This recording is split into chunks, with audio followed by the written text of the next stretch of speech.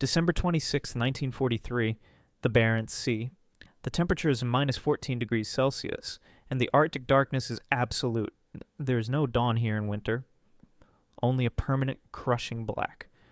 Somewhere in that darkness, Commander Ralph Leatham Fisher stands on the bridge of HMS Virago, gripping a steel railing that is glazed over with ice, and he is waiting. He has been waiting for hours. Every man in the Arctic convoy escort knows what is out there. Somewhere beyond the frozen curtain of spray and sleet, the Scharnhorst is hunting them. 11 inches of belt armor, 9 11-inch guns, a crew of nearly 2,000 men, and a battle-hardened reputation built across 4 years of war. If the convoy's destroyers fail to stop her, she will tear apart convoy JW-55B and every merchant ship it carries.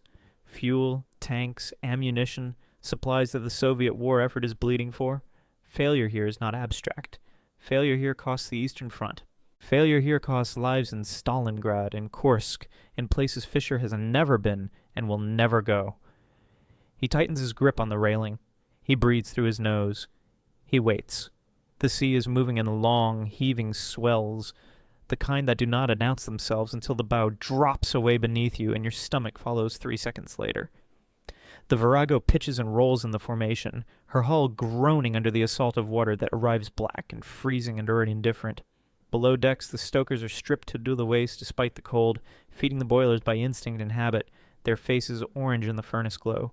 Chief Petty Officer Arthur Devlin wipes salt water from his hands for the 100th time this watch, checks his pressure gauges, and says nothing.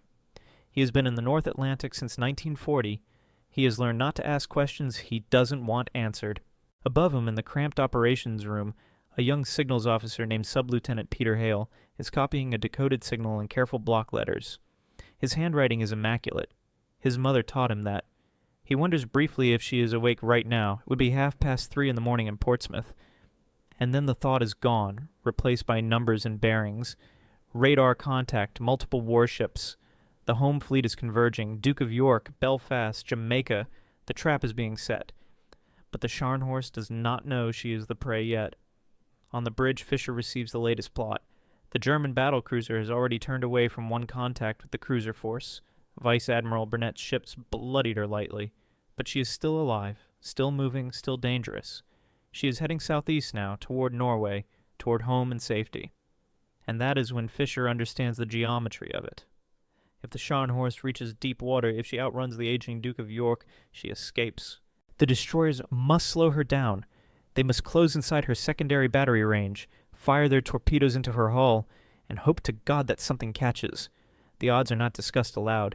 Every man on every bridge in the flotilla is doing the mathematics privately, quietly, behind calm faces and steady eyes. The snow comes sideways now, stinging exposed skin like thrown glass. The Virago's speed indicator reads 28 knots. They are running hard into the dark.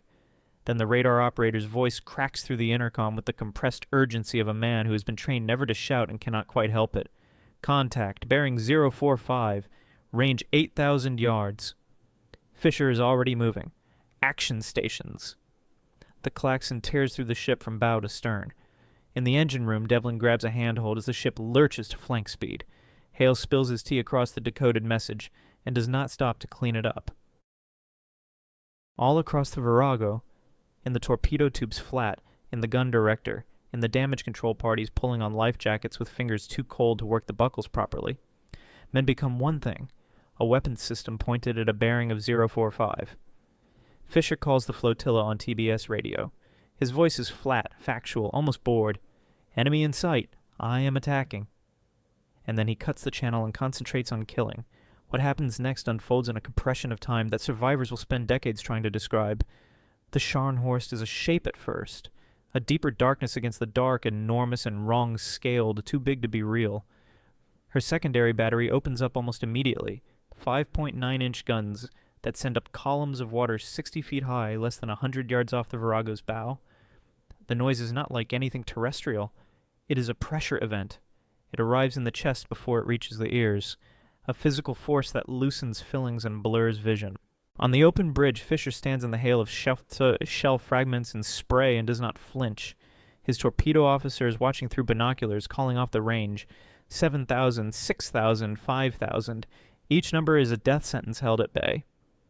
Below in the forward torpedo flat, torpedoman second class Jim Breckenridge has both hands on the release wheel and is counting breaths. He can feel the Scharnhorst now. Not see her, not through the steel, but feel her in the way the sea itself seems to recoil. The water around the ship is boiling with the near misses. One shell lands close enough to crack a porthole and douse the torpedo flat with brine. Breckenridge does not move.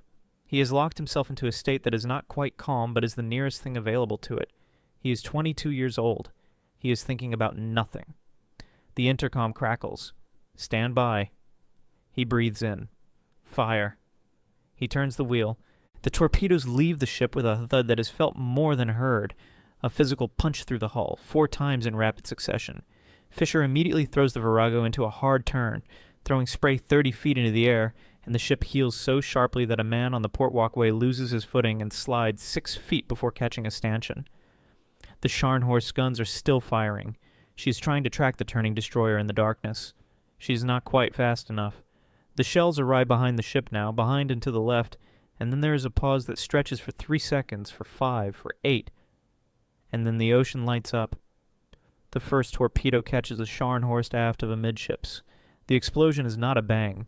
It is a sustained detonation, a deep orange fireball that rises 40 feet above the waterline and illuminates the entire sea for a quarter of a mile in every direction. In that sudden terrible light, the Scharnhorst is visible from every ship in the flotilla, a giant, burning, slowing.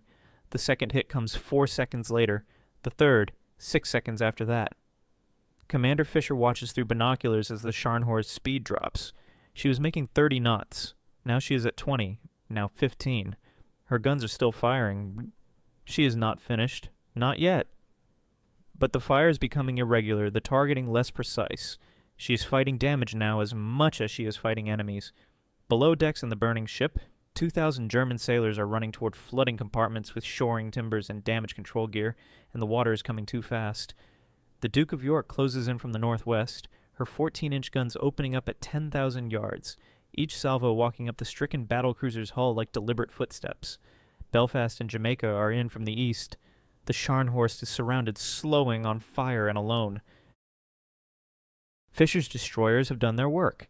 In 20 minutes, from first contact to the last torpedo hit, they have transformed the most dangerous surface raider in the German Navy into a target. At 1945, the Scharnhorst rolls onto her beam ends. There is no single dramatic moment. She simply tilts farther and farther until the geometry of her capsizing becomes irreversible. Her bow rises. Her stern disappears first into the black water. The fires go out one by one as the sea swallows them, and then there is nothing. Just the sea, and the dark, and the distant sound of the Duke of York's guns going silent as her crews realize there is nothing left to shoot at.